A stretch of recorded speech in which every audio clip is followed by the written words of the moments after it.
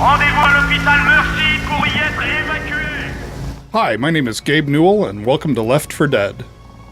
Left 4 Dead is our first attempt to combine the strengths of single-player and multiplayer games. We wanted to take the character-driven storytelling of our single-player games, like Half-Life, and combine it with the social replayability of our multiplayer games, like Counter-Strike and Team Fortress 2. Plus, Left 4 Dead has zombie hordes and co-op, so what's not to like?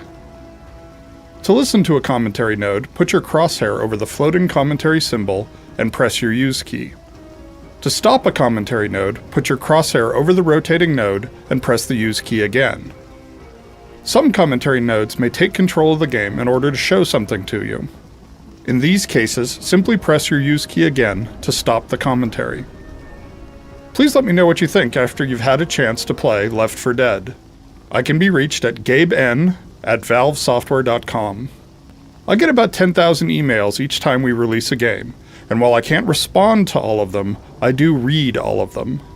Thanks, and have fun.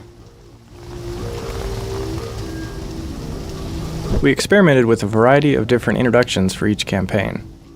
For No Mercy, we tried a 40-second fly-in of the helicopter to give the player a more movie-like introduction to the game. Ultimately, we found that such elaborate cutscenes are hard to watch over and over in a game that's built for replayability. Playtesters wanted to get into the game and start playing right away, so we ended up going with a much more streamlined game intro. While we were developing bots for Counter-Strike Source, we discovered that a few of us armed to the teeth with automatic weaponry against 30 knife-wielding enemy bots was a lot of fun. After shipping Counter-Strike Source in late 2004, we started experimenting with new game prototypes. That basic kernel of small team of friends against hordes of clawing enemies was something we kept coming back to, and we soon realized that the co-op versus the Horde game had a ton of potential. We started work in earnest on what was to become Left 4 Dead in early 2005, and in about a week we had a very rough but very playable and fun prototype. We began our daily cycle of playtest, discuss, and modify that continued for the next 3 years. Left 4 Dead is the result of this evolutionary design process. Originally in Left 4 Dead, there were some features that made it possible for players to cause trouble for others. This behavior, known as griefing, can really ruin the experience of a game, especially for newer players. For instance, at this starting location, while players were still getting used to the controls, other players might push them off the roof and cause them to fall and die before the game really even gets started. This is one of the main reasons we changed the survivors' behavior so they could no longer push each other. We treat the infected horde as a major character in Left 4 Dead and spend a lot of effort in making their movements believable. This includes hundreds of motion-captured animations that are algorithmically blended with the physics system to create characters that realistically interact with their environment and each other. The common hordes stagger around, cough, vomit, fight amongst themselves, lean against walls, sit on the ground, and lie down as part of their wandering behaviors. If something wakes them from their stupor, they become alert and look around for the source of the disturbance. When they see a survivor, they become enraged and acquire that survivor as a target, taking off at a full sprint, leaning into their turns, jumping and climbing over everything in their way, trying to get to their victim. We wanted to express this rage in their faces as well, so we found efficient ways for each member of the horde to make intense facial expressions. We chose to make their eyes a solid milky white, partially because it looks creepy and disturbing, but also because it's much less expensive than drawing and controlling separate eyeballs for each infected. Left 4 Dead requires a variety of areas off the main path where the infected can spawn. We learned that once we had created these spaces, players naturally wanted to explore them. So fairly late in development, we decided to reward the players for going into these areas by allowing the random creation of bonus items such as pain pills, Molotovs, pipe bombs, and extra pistols. The most common attitude toward music in multiplayer games is that it just gets in the way. We wanted the music in Left 4 Dead to heighten the key emotional elements that should be inherent in a horror game, keeping in mind that everything in a game should contribute to gameplay. Therefore, we made a simple set of goals that the music should meet to keep people from turning it off. Players who leave the music on are treated to a variety of subtle audio cues that not only deepen the horror experience, but make them better players. Once the game is in a playable state, we bring in friends and family who've never played the game to playtest specific areas, maps, or campaigns. These players bring a fresh perspective and objectivity to the game experience that often gives us new insights into what's working and what's not in our games. We observe their play and experience their exhilarations and frustrations. While playing, we encourage them to talk and ask questions to get a better idea of what they're thinking, though we let them know that we won't be able to answer any of those questions or offer any help. Watching these playtests helps us to tune the game so that the first-time players understand the game mechanics and the basic premise for how the game is played, and that we're achieving the right balance of challenges and rewards. After the play session is complete, there's a final Q&A session where we ask them about their experience to gain more specific insight than we were able to obtain through observation. One approach we use here is to ask them what the best and worst moments of the experience were for them and why. This is especially useful feedback to help us identify and prioritize our key issues in improving the game experience. The designs of the boss infected were driven directly from weaknesses observed during our daily playtesting. For example, in the very early days of the game, there were only common infected. As a result, the survivors had a very simple rule of shoot everything that moves. Although this was fun, it lacked tactical depth and variety. The boomer's goal was to shake this simple rule up a bit, and he became the zombie that you do not want to shoot. Originally, the boomer just exploded when shot, instantly dealing a lot of damage to everyone nearby, or even the whole team if someone made a bad decision in close quarters. The boomer didn't yet have his vomit attack. That horde drawing ability belonged to the screamer. As the design of the game continued to evolve, the screamer was cut, and this horde attracting ability was transferred to the boomer's vomit attack. This attack fit the hugely obese and gluttonous visual design of the boomer well. Once the boomer could vomit, we realized that this was a much more interesting game mechanic and changed his explosion from an instantaneous damage-causing one into the current vomit-splattering one. The boomer's vomit has a couple of very interesting game mechanics. Along with being temporarily blinded with vomit in their eyes, whoever is hit by the vomit becomes it, and the incoming horde of zombies only attacks that player, essentially leaving him to the mercy of his teammates' willingness to protect him. The other players who have not been vomited on have to make a quick decision about how to deal with this new situation. Another feature of the vomit attack is that it is not an instantaneous blow that causes damage, unlike the previous exploding version of the boomer. Instead, there are often several seconds of dread and anticipation where the player knows the horde is coming and can prepare for the onslaught, but there's uncertainty about how things are going to play out. This kind of anticipatory drama is amazingly powerful and makes the whole Left 4 Dead experience work well and keeps the players on their toes. The Screamer was a boss zombie who didn't have any actual attacks. He was bound in a straitjacket. You knew when he was around because of his crazed, maniacal cackling. The trick to the Screamer was that if he saw you, you had a moment to kill him before he ran away. And once the Screamer got away from the survivors to a hiding place, he would emit a loud, howling scream that would cause a huge mob of zombies to attack the survivors. While there were several exciting moments of knowing you had to chase him down to shoot him before he screamed, dodging zombies all the way, ultimately it proved too confusing for the survivors to discover how he worked or even to reliably notice him in the crowd. He was cut, and his horde drawing attack eventually evolved into the boomer attack. To overcome the horror and darkness of Left 4 Dead, our highest priority was to create 4 believable people for the survivors, which you could connect with. With the design of Francis, we were looking for a large, imposing character that would fit in well during the zombie apocalypse. He needed to feel huge, fit believably into the world, and read well as a silhouette. The biker look was a strong choice, as the read of bare arms, a stained white shirt, and leather waistcoat, all on a 6'5" frame, certainly made for an imposing, paired-back shape that read clearly amongst the chaos. When dealing with an environment that is as dark as Left 4 Dead, a strong graphic read would be essential in combating the visual noise of hundreds of zombies frantically flailing about. The survivors are in effect visually our last hope and read as warm and enduring people in a world gone mad. The zombies, on the other hand, are desaturated, fairly cool in their colour palette, and lack a lot of the contrast of our survivors. The 4 characters were designed as a unit, so that while they stand out together from the rest of the world, their strong silhouettes and colour contrast provide clear reads for each individually, yet a signal team. We wanted to conjure 4 survivors that would resonate realistically, and thereby complete our horrifically rendered vision of the zombie apocalypse which you, the player, now find yourself in. To find a coherent visual look for Left 4 Dead, we first had to make choices that would help enhance gameplay in a very dark setting.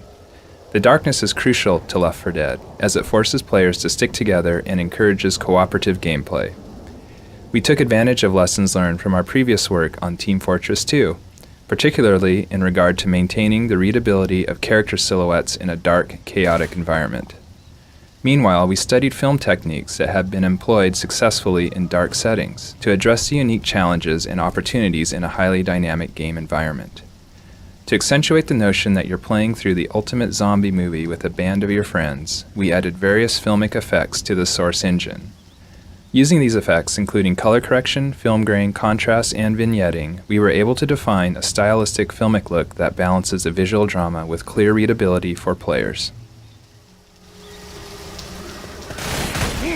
When we started what was to become Left 4 Dead in late 2004, or Terror Strike as it was known at the time, our team was quite small. However, we knew we had certain strengths, one of them being AI. AI is just shorthand for software that results in apparently intelligent behavior, which can take many different forms. In our case, we wanted to explore procedural content generation, creating an AI algorithm that would generate endless amounts of content for players to consume. The advantages of this are many. Not only would the game be infinitely replayable, but we could theoretically create huge amounts of game experience with a small team and some clever programming. The reason we decided on a humans versus the zombie horde motif was that the actual core game mechanic, shoot lots of zombies, is kind of a known fun quantity. That allowed us to take more risk on the side of procedurally populating our zombie world, than to experiment with a procedural system that manipulates the dramatic pacing of the game. Taking this risk has really paid off so far. Not only do we, the dev team, still enjoy playing our game after doing so for 3 years, but the procedural population system has really saved a ton of effort. For example, if we tweak some portion of how the game plays, we only have to do it in one piece of code, which then automatically populates all 20 of our maps and all future maps we or our fans create in this new way. Local contrast adjustment is another film effect we've implemented in Left 4 Dead. We control contrast dynamically keyed to peak events in the game. When everything suddenly gets sharper, this is a visual parallel to an adrenaline rush. We use contrast to emulate a heightened sense of awareness. While players may not be consciously aware of these effects, they eventually come to associate subtle changes in visual presentation with shifts in the game's intensity.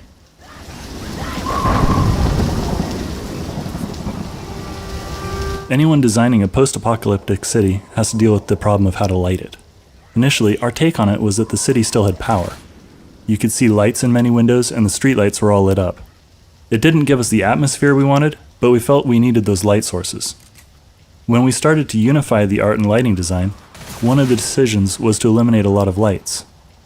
This gave us an opportunity to come up with other ways of bringing light into scenes. As we removed lights, we found we were also removing any sense of normality in the city. Without lit windows, or even the illuminated signage in front of stores, we removed some familiarity from the player's experience. Things are lit from lower angles than they would expect, from car headlights and oil barrel fires. These dramatic angles really enhance the sense of a creepy, desolate, almost hopeless environment. Now it's a city that you've seen, but not in a way that you've ever seen it before. Something's amiss, something's off. Buildings by nature tend to be pretty square, and if there's a well-lit building with a dark sky behind it, you clearly see the squareness of the building, no matter how many AC units, chimneys, or other interesting shapes are stuck on top of it. So what we did here was flip the typical lighting scheme and put a bright sky behind dark buildings. Suddenly, the pipes and chimneys blend into the building's silhouette. Now, instead of seeing individual details like the AC units, you're seeing a much more complex, organic-looking skyline in the background. And because the mind expects a similar level of detail throughout an object, your imagination fills in the detail in the dark areas of the building based on the silhouette. Car alarms are an example of what we call panic events, brief, intense, and maybe avoidable moments. In the classic post-apocalyptic movie, car alarms go off, but there's nobody around to respond. It's just another sign of things having gone down the tubes. We initially put the car alarm cars in just as a cool effect. But when we hit on the idea of having the alarms call up a horde of infected, we knew we'd found the right use for the car alarms in the world of the game. It's really great when this kind of classic genre element can serve a gameplay purpose as well. Early versions of Left 4 Dead allowed more skillful players to run off on their own without much fear of deadly consequences, bobbing and weaving around the infected before they could react.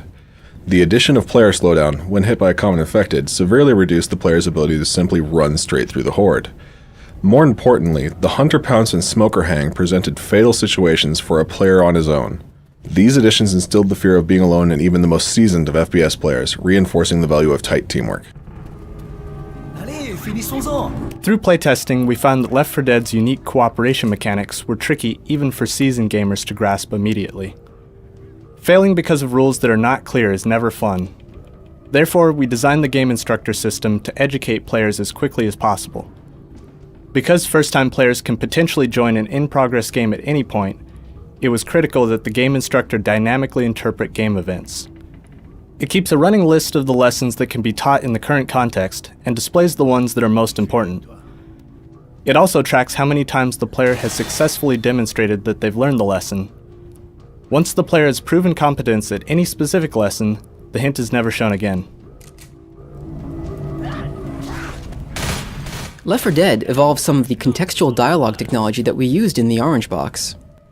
Each survivor has a large database of lines to choose from based on their present activity and a variety of factors, such as their health, stress level, kinds of special infected seen so far, and many others.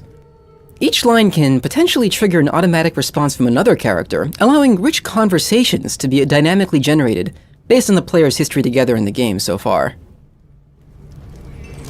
Another way we try and give players a new experience every time they play Left 4 Dead is that in addition to randomly placing bonus items like pain pills and pipe bombs, we vary the location of the more powerful weapons: the auto shotgun, the assault rifle, and the hunting rifle. These weapons will always appear somewhere on the main path, but there are 4 different areas in the subway station where they can spawn. This means that players can't take these positions for granted on repeated playthroughs, and must keep their eyes open for the weapon upgrades.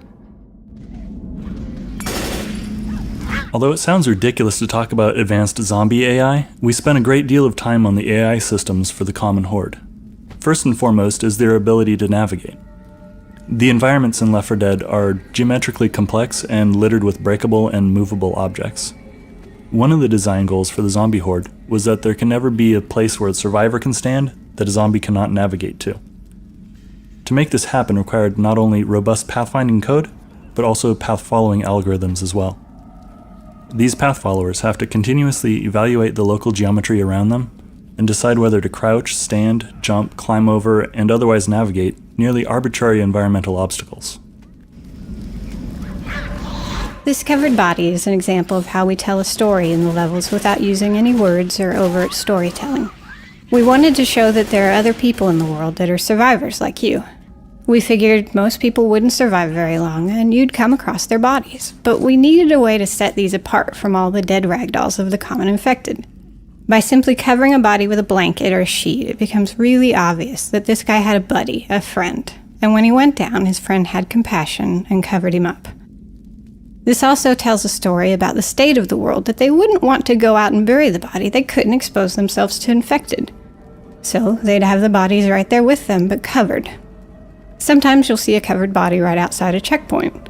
So it's like they were in a safe area and maybe during the night their buddy died from his wounds. So the next morning the other survivors didn't really want the body in there with them, so they dragged it outside. This was the best they could do for the guy. Smoking the set is a common film technique used to help separate background and foreground elements. We use particles and distance-based fog to do our own version of smoking. Our first experiments proved frustrating for players.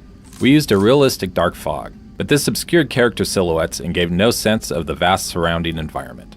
Once we lightened up the fog, the maps gained a greater sense of scale and distance, and the readability of characters greatly improved, so the players could more easily tell friend from foe.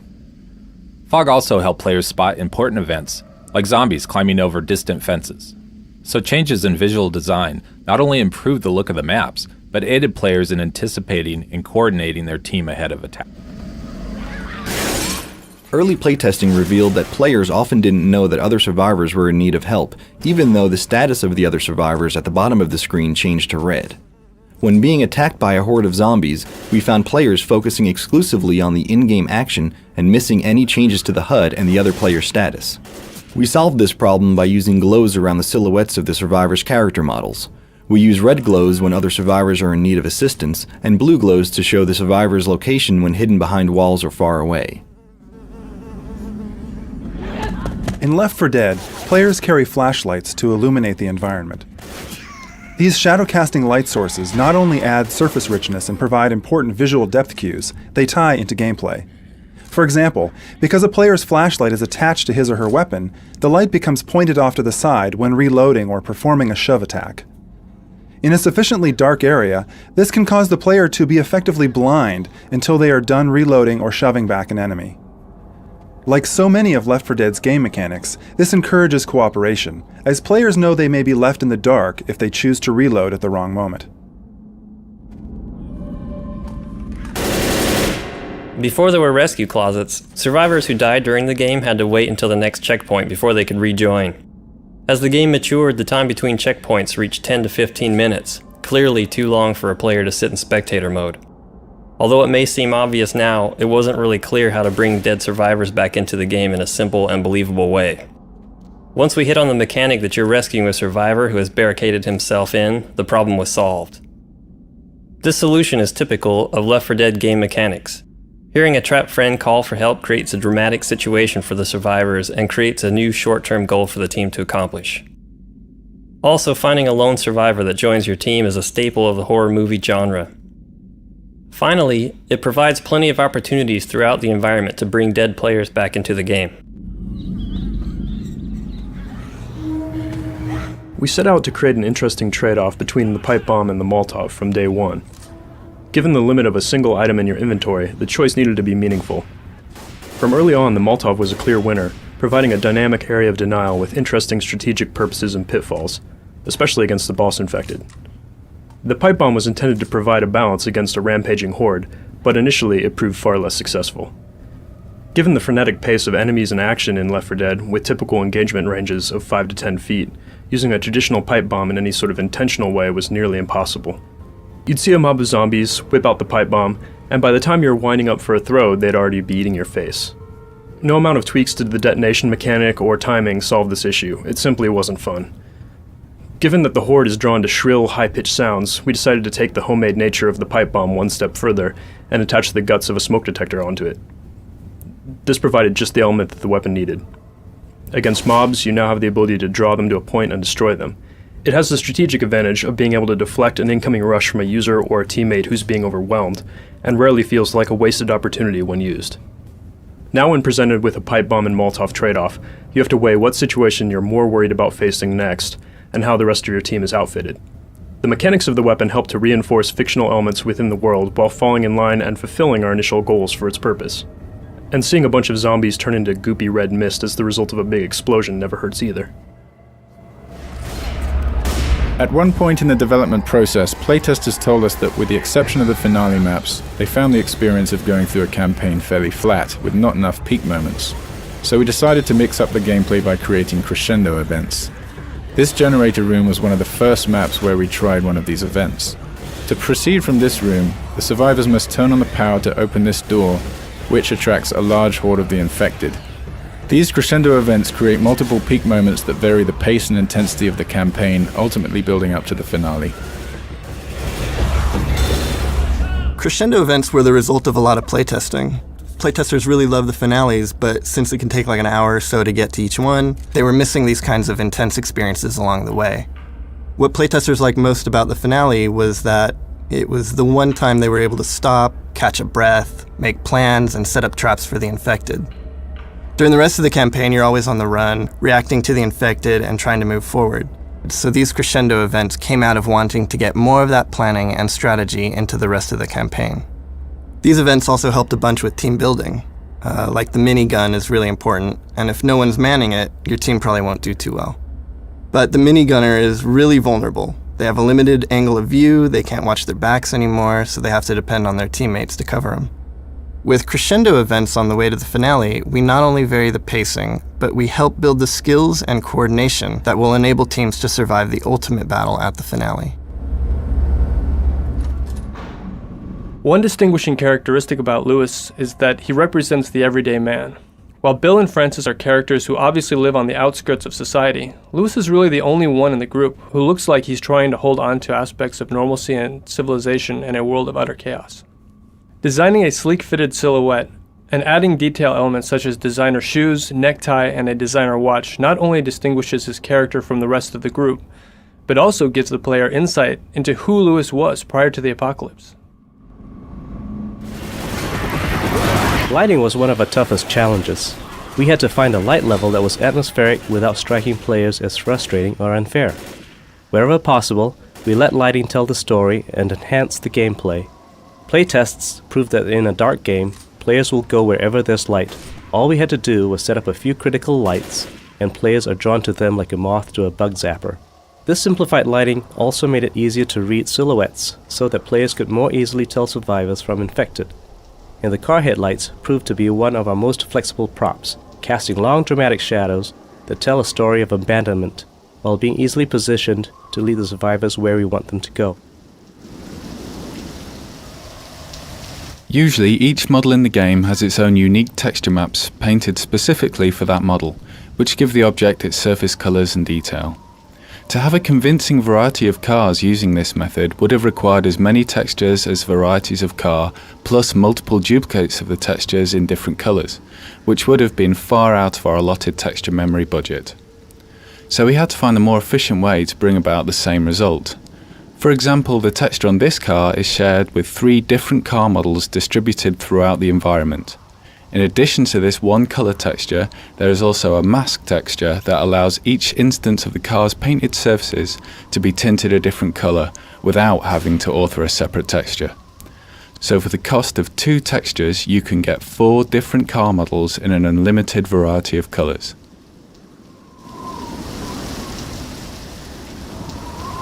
Along with the Boomer, the tank was one of our earliest bosses. Where the Boomer broke the rule of shoot everything that moves, the tank changed the team's tactics to require immediate and direct cooperation against a single major threat. If everyone stays calm and engages the tank, they should be okay.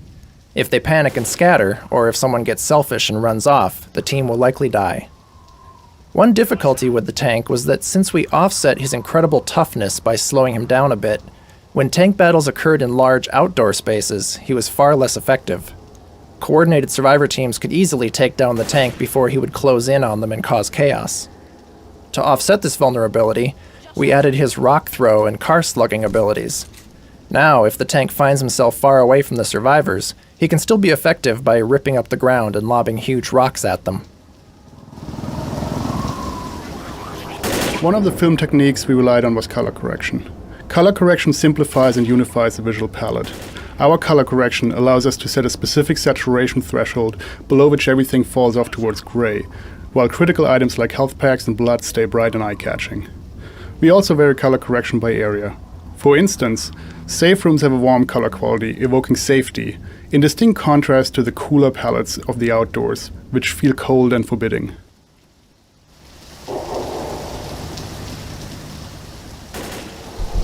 Initially, designers placed the spawn locations for common infected mobs in each map. However, it became obvious after a few playthroughs that skilled survivors knew exactly where each of these were, killing the atmosphere of anticipation and constant danger. To address this, we tried creating sets of these mob generators and randomizing which sets were active for a given session. This helped somewhat, but ultimately it meant that experienced survivor teams would just have to check a few more known locations.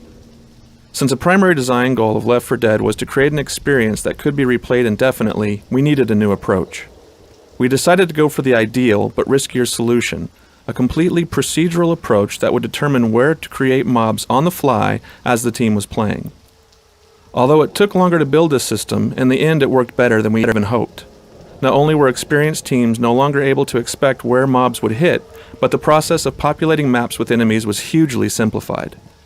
What used to take weeks of painful iteration and constant updating as maps were changed became a 5-minute process that was much more tolerant of map changes and actually played better.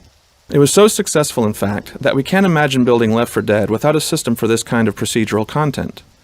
We later expanded this system to add wandering zombies to the environments to increase the survivors' tactical choices and add additional variety to the game experience. Once this design decision was made, these wanderers were added to every map in the game with just an afternoon's worth of code from a single programmer. We play-tested the idea that very same day. Network bandwidth usage when playing Left 4 Dead is a huge concern. We're constantly looking for ways to reduce how much data the server needs to send to each of the players. In most of our multiplayer games, we're only concerned with other players and their projectiles and weapons. But in Left 4 Dead, we must update not only the behavior of other players, but those of a horde of infected. In the hospital campaign, a lot of the surfaces are flat, such as halls and roadways. By making sure the infected only send their height when it changes, instead of giving complete position updates, we shaved almost 10% of the bandwidth from the server. The process behind designing Zoe's character wasn't as straightforward as the other three. Developing a young female in a zombie apocalypse isn't easy with a backstory like hers. She had to be attractive and worn down at the same time. She needed to be tough and able to hold her own, even though she's occasionally terrified. Her readability was also something we had to take into consideration. A bright red jacket solved the problem. It pops out amongst the gritty, desaturated zombies and the dark, subdued environment. As far as the rest of her appearance, there was a little bit of back and forth as her character came into focus through iteration. Finally, we were certain that the character model met our goals, and Zoe unfolded into an everyday young woman who everyone can relate to. Our first maps created specifically for the game were giant non-linear city sections. The idea was that the survivor team would have to find their way through the zombie-infested city. Playtesting quickly revealed that keeping track of your teammates and fending off the hordes of zombies completely consumed players' attention. Adding on-the-fly discussions of which way to go were slow and frustrating. More importantly, however, was that the teams quickly found their favorite route and tended to always run the same way every time, minimizing their on-the-fly decisions. By paring down the city to a representative and fairly linear route, we could better spend our limited resources making that area highly detailed. Originally, the survivor's path forced them through a gas station convenience store and out by these pumps. Due to the path, many players accidentally shot the pumps from close proximity, leading to a premature and seemingly unfair end to their survivor experience. Through a cycle of playtesting and iteration, we ultimately arrived at this layout, which preserved both the life of the player and the spectacle of the gas station detonating. This loading dock was another arena that we designated for our mini-finale. This time, instead of locking the survivors in a defensive position, we decided to have them ride the lift up to a rooftop encounter with the Horde.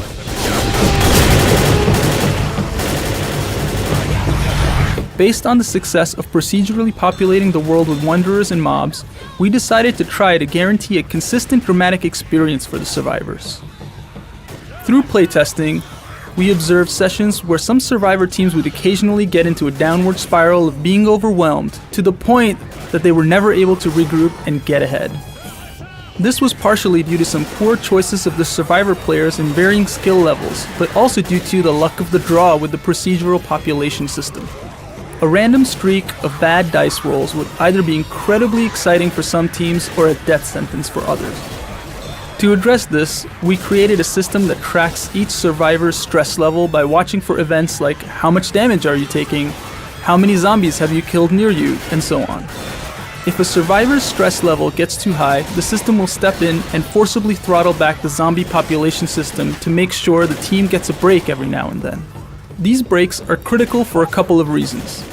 The primary reason is battle fatigue. Constant fighting and gunfire is tiring. Secondly, the team needs an end to these skirmishes along the way to give them a chance to regroup, heal, and reassess. Lastly, these big exciting battles are only exciting if there are also periods of quiet, creepy, tension, and anticipation to contrast them against. This dramatic pacing is really critical to creating a fun experience. Once this system was in place, we realized we had all this useful information on how the survivor team is actually doing. From a dramatic standpoint, ideally we want to see the survivor team just make it into the next checkpoint, limping in, being chased by the Horde, so they can celebrate when the door closes and they yell, "We made it." One film technique we brought to Left 4 Dead was the idea of grain. Film grain is most apparent in dark scenes, which made it an attractive visual effect for our game.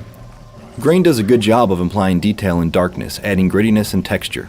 However, we found in playtesting that if we applied grain uniformly, people would quickly tire of the effect. We hit upon a method for dynamically varying the grain effect based on light level. Scenes range from grainy texture in darkness and shadows to no grain at all in the brightest spots.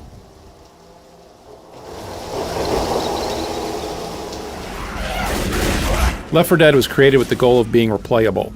This goal causes a problem for writing, where characters will have the same speech opportunity multiple times over a single session. So we have to avoid having the speech become repetitive. We do that in multiple ways. One is to have almost all the speech have a random element to when it plays. This stops the player from being able to tune out the speech because it is expected for a certain action. We successfully tested this on Team Fortress 2 and have expanded on that system. In Left 4 Dead, not only does the initial speech have a random element, but we also have follow-up lines that may or may not play after the initial line, randomizing the speech opportunity further. We also limit how often some lines play. No matter how witty or funny a line is, you're sick of it the 100th time you hear it in an hour-long play session. To address this, our vocalization system allows us to control the rarity of individual lines or even complete speech opportunities. For instance, a speech opportunity may only fire if you are playing the character Bill and Zoe is healing you and she has just healed you a few minutes earlier. This type of randomization based on combination of criteria help make the speech seem natural and avoid having the player hear it too often. For much of the development of Left 4 Dead, Versus mode was the default and only mode. Balance problems eventually forced us to make it a separate game type. The problem was that if we balanced it to provide the survivors a reasonable chance of escape, the experience was a long and frustrating one for the player zombies. Changes that were necessary to make the player zombie experience satisfying also served to make the experience dramatically harder for the survivors.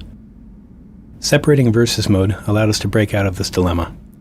Rather than aiming for a 50-50 shot at the survivors escaping, now we're aiming for a shorter, more intense experience where the survivors are unlikely to make it to the end. Their goal is simply to get further than the other team did. It's more fun for the zombies, and your reward for having a harder time as the survivors is that you get to switch teams after you're slaughtered and do the same to them. This ladder, from day one, has always been a really exciting place in the campaign, because it forces the team to separate a bit, and players can't shoot while they're on the ladder. If a team's in great shape, they just fly through this area.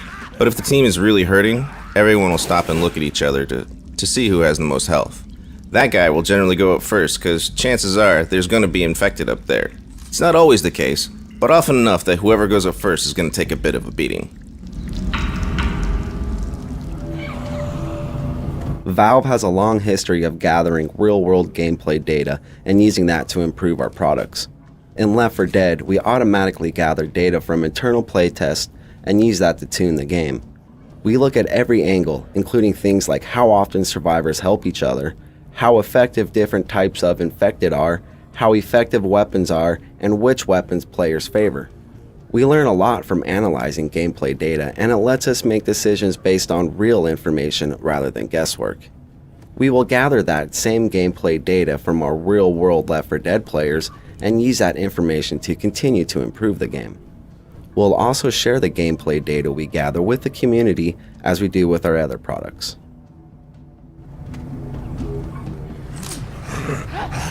Since killing zombies is such a big part of this game, we invested a lot of time into making their death animations more dramatic than simple ragdolls.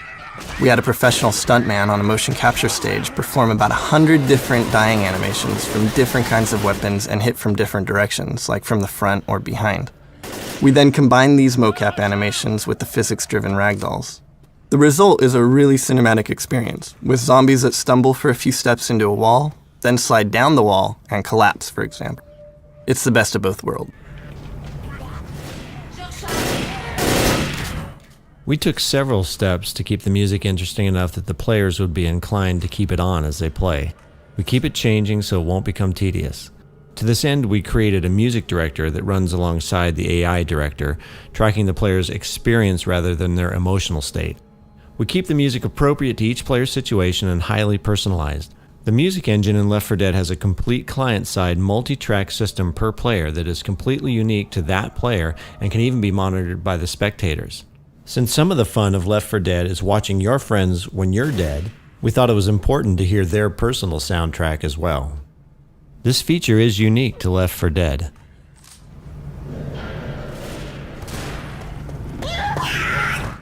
In Left 4 Dead, players are constantly getting attacked by mobs of common infected, and have lots of opportunities to view individual infecteds up close. Playtesters tend to notice and remember the variety of faces and clothing of the different types of common infected, and it helped to reinforce the sense of a vast epidemic. It was a challenge to create this diversity of looks for common infected and take advantage of unique clothing or uniforms in specific areas without blowing our model and texture memory budgets. We came up with a system of marking navigation areas to spawn specific populations of infected. Each population type defines probabilities for which common infected versions can be spawned. For instance, lots of TSA agents are spawned in the airport, hospital patients around the hospital, cops in the streets, office employees in the offices, etc. We also paid special attention to infected heads and upper bodies, because playtesters were noticing those parts of common infected the most. By randomly selecting from a lot of small head textures packed in a single texture sheet, using random tint colors for clothing materials, and using random body groups for infected bodies, we could generate over 1500 different looks for common infected. The idea that a bad decision by one player directly impacts the whole team is central to the design of Left 4 Dead. It is emotionally very powerful to know that you need your teammates to succeed, and to have clear and visceral feedback that you just made a mistake that is going to cost the team dearly. Examples include shooting a boomer that explodes on a friend, causing a horde of zombies to attack him, causing the witch to attack, which usually means someone is going to die, throwing a bad Molotov and burning your friends to a crisp, shooting a car alarm, causing all hell to break loose, running away and leaving your team incapacitated and dying, and of course, shooting your friend in the back as he was limping into the safe house, incapacitating him while the horde is hot on your heels. These kind of actions may not actually end your game, but your friends will certainly let you know just how they feel about them.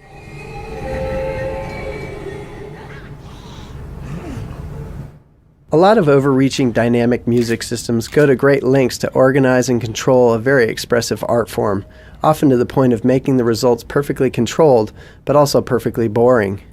Our music director aims for planned serendipity.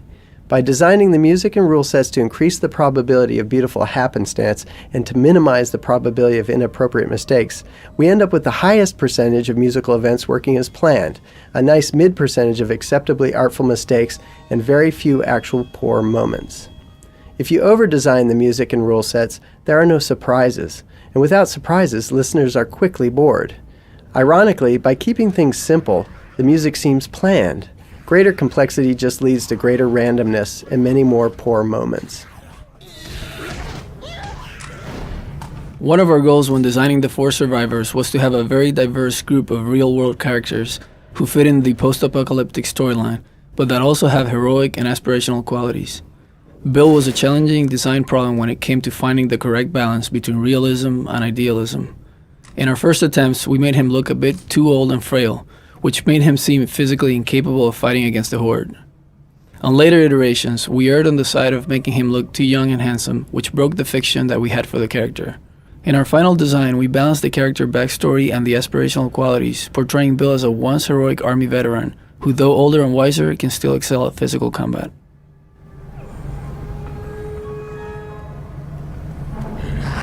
Designing the box art for Left 4 Dead was a lengthy process, beginning well over a year before the game shipped.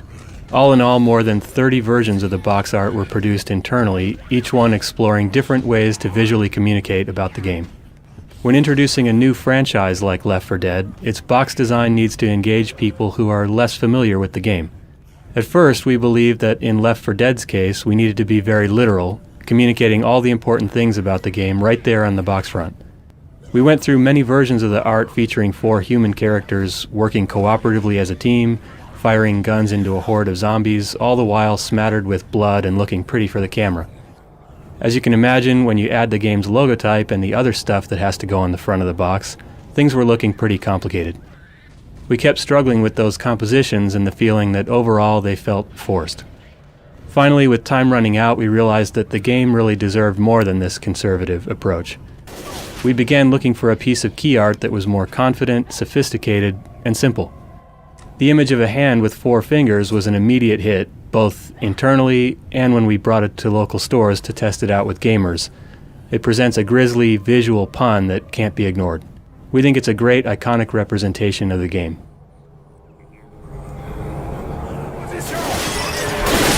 The Crescendo event centered on this elevator has a very simple mechanic: survive until the elevator arrives.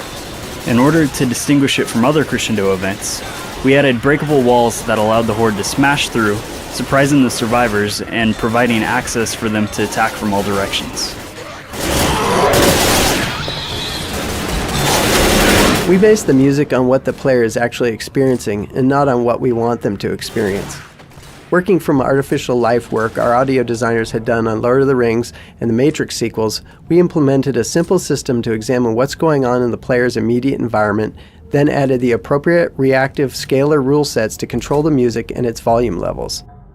Most of the more prominent musical cues are thus reactive results from rule sets processing this input, making the musical experience specific to each player.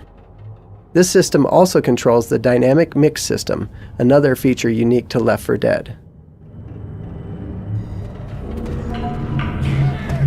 Another dialogue feature added for Left 4 Dead is the ability for characters to dynamically notice and comment upon objects in their world. In other Source games, we could write explicit scenes for supporting characters to act out at certain points in the world, but in Left 4 Dead, we can never be sure which survivors will actually be alive at any given moment. So, the game considers which characters are present and their condition before automatically choosing the best available conversation that includes whoever is around.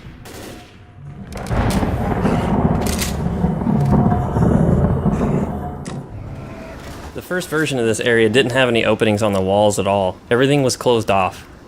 We decided that since we were so high up in the hospital and there wasn't any real geometry below, that we could add windows and use 3D skybox to provide this great vista. Once we put windows in, sometimes the hunter attack would push you out of the window. It became scary to get by those windows, and once we realized how much fun it was to get near the risky area, we decided to open up this level as much as possible. So all the walls around the extensive level were just removed entirely. We've got a bunch of areas where some of the props and debris in the environment force you to walk even closer to the edge than you might want to.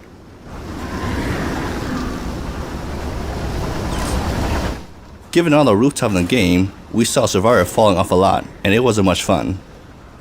Player would make it all the way up here, heading for a checkpoint, and then a zombie would come around the corner, and they'd back right off the edge of the building and fall.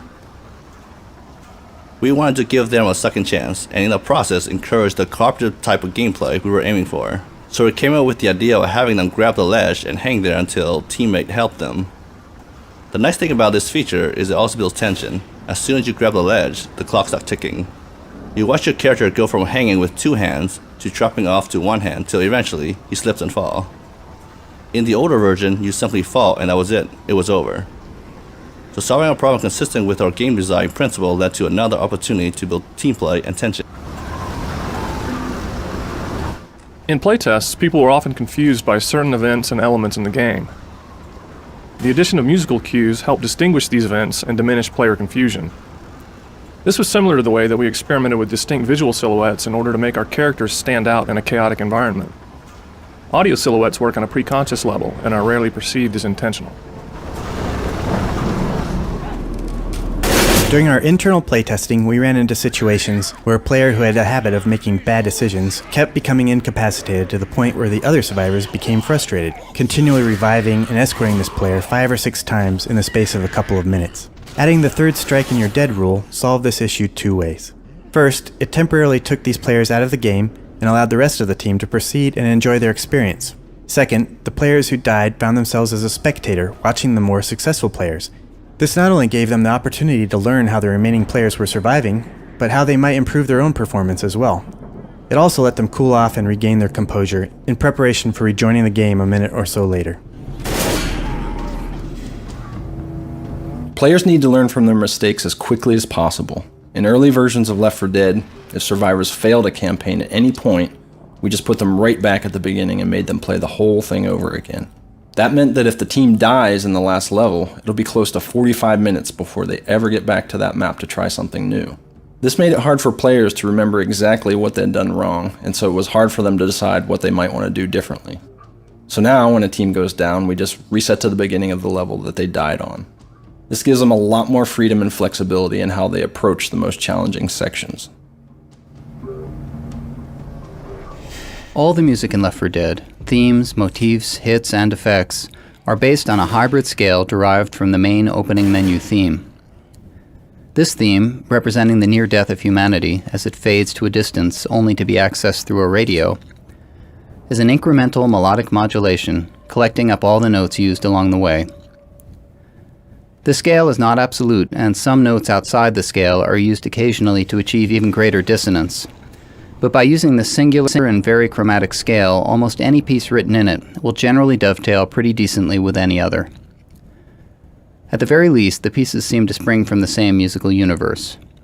The resulting tunes are deceptively complex, easy to remember but difficult to sing accurately.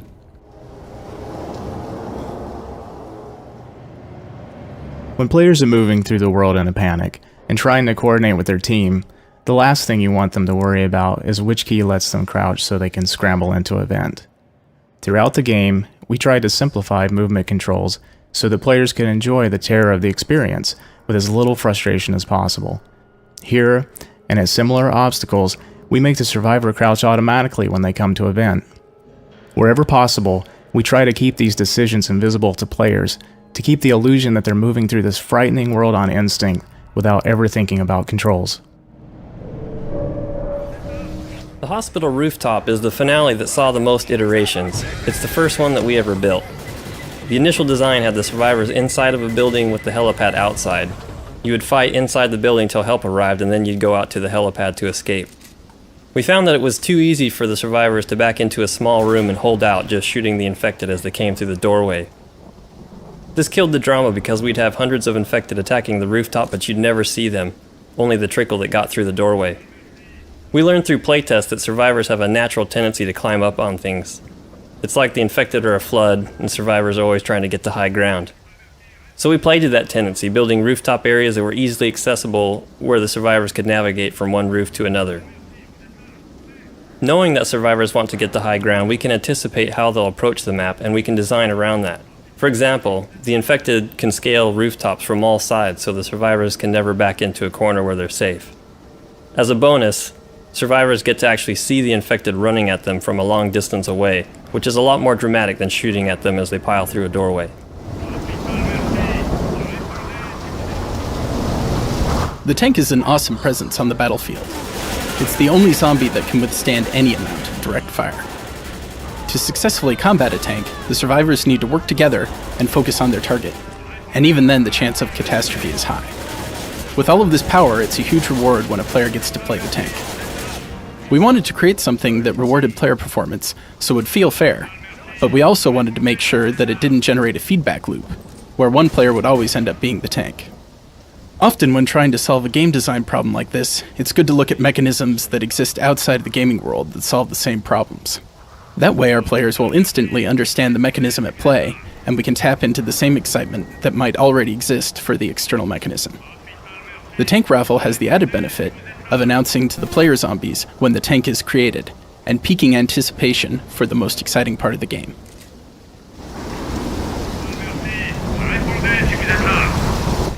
In early playtests, when players controlled the tank, we had a major problem with them not behaving in character, totally breaking the game balance of the tank and making him a game ender almost every time. The problem was that an intelligent human player wants to win right now, and the tank was designed to be an enraged berserker that just charges in and starts smashing stuff. Having a tank that can take tons of damage, has an incredibly powerful melee attack, and is smart, hides in choke points, and stays in cover constantly, as a smart human does, was a huge problem. One choice was simply to not allow the tank to be human controlled and to leave it to the AI to drive its behaviors consistently. With that as our fallback, we worked on trying to find a behavior modifier that would encourage human players to act in a more tank-like way. Eventually, we settled on a fairly simple solution, the patience meter. When a human becomes a tank, he has a certain amount of patience, which is shown graphically on his HUD. This patience wears down whenever he can't see the survivors. If the tank's patience runs out, the player loses control of the tank AI and he returns to spectator mode. This allows the player to decide how to engage the survivors, but makes it clear that he needs to get in and start swinging or he'll lose his turn. By making this behavior contract clear to the player, we get the kind of tank behavior we need, and human players get to enjoy causing total chaos as the biggest, baddest boss.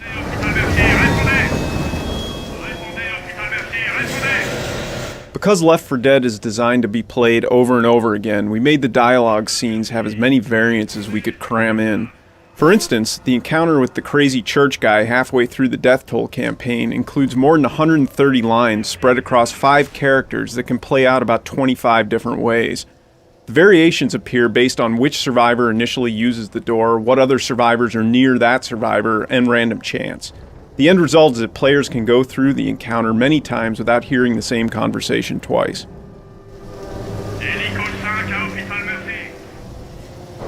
Early in the design of this rooftop scenario, the finale would start as soon as someone hit the radio button. We saw playtesters consistently run up and hit the button without preparing for the battle first. To let players know that they needed to prepare and to give them time to do it, we changed the design so that the pilot tells them to call him back when they're ready.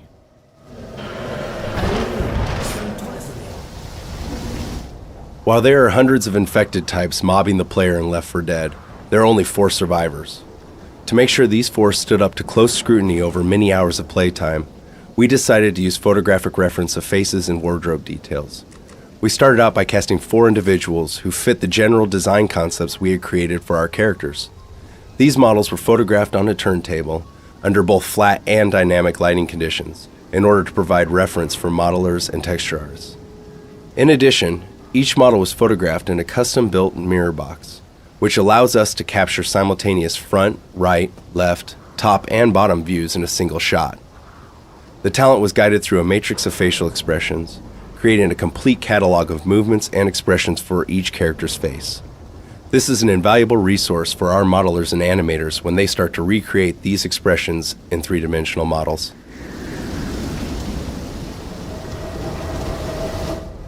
Because teamwork is so important to gameplay in Left 4 Dead, we wanted to give players feedback on how they and their teammates were working as a team. The first version of this was something we called awards, which was basically a large collection of positive and negative player actions. It was like having merits and demerits. Awards showed up as icons in the HUD, and everyone could see what awards other people on the team were receiving. This turned out to be too complex and confusing. It was hard to decipher what the icons meant, and the negative awards just hurt the feelings of new players rather than educating them. Also, with so much activity going on in the game, it was hard to notice the award icons at the time the good teamwork occurred. In the next version, we drastically narrowed the list to just a few positive things a player can do, replaced the icons with very short text, and added a glow to the player icon in the HUD. This had the desired effect of reinforcing good teamwork right when it occurred and broadcasting players' good deeds to his teammate. Highly cooperative and experienced survivor team can become very good at staying together and watching all around them, to the point that it becomes difficult for the zombie to cut the kind of chaos and panic that makes the game exciting. The smoker was created to forcibly pull this tag team apart. Moving just one survivor far out of position with a smoker tongue attack proved to be enough to break things up and bring the chaos. While special effects seem on the surface to be visual fluff, they also serve critical gameplay functions. To use an example of the smoker, we can see how his various effects follow his design.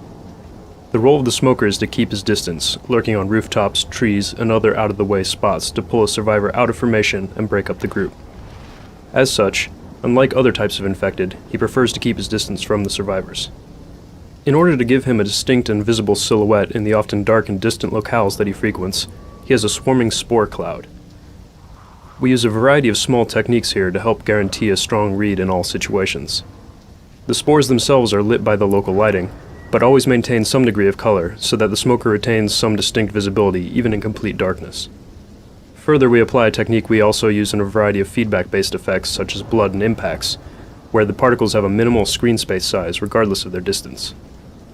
This allows the smoker to retain his distinctive effect at far distances or when silhouetted against the sky, while keeping the actual particle sizes small when up close.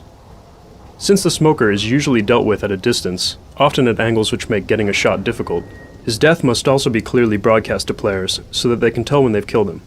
This is where the smoker's moniker comes into play. When he is killed, he releases a large smoke cloud, which is not only a visual payoff for killing the smoker, but a clear read that he has been defeated and won't escape to attack again. His cloud also serves as a final act of revenge, obscuring nearby players' visibility as well as hiding infected within.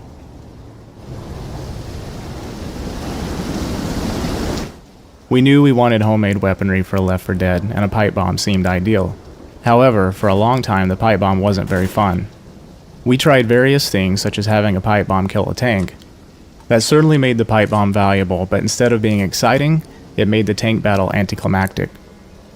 We also tried making the explosion radius much larger, but the instant explosion made it difficult to time perfectly to be effective against a mob rush. In the final months of development, one of the animators suggested the pipe bomb having a beeping, flashing light that attracted zombies. That added the missing fun element. An interesting and useful tactical choice for the survivor. We prototyped this new pipe bomb behavior, and it was an instant success. There are definitely situations where you want a Molotov, but now that choice is harder to make because both are useful and... From the start, focusing on cooperation was a primary design goal of Left 4 Dead. Although other games support cooperative play, extremely few actually require it.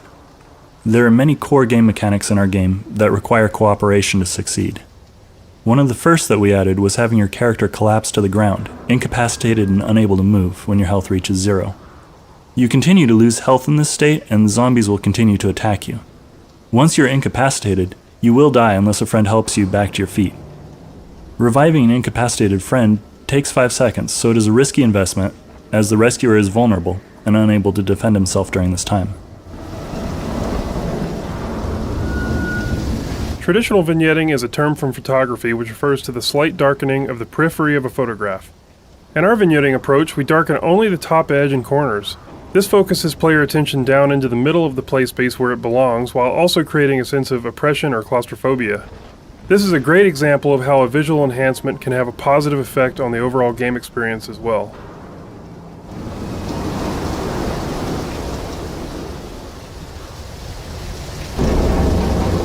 Left 4 Dead was originally going to have a continuous story that started with the hospital campaign. When the chopper pilot picked you up, he would start talking about how he had just done a street pickup and wasn't feeling so well. Clearly he had just been infected, and the chopper was about to go down. We found that this left playtesters feeling let down, instead of rewarded for having survived the challenging campaign. We decided to cut that section of the pilot's dialogue and kept the ending upbeat, reinforcing the player's sense of accomplishment.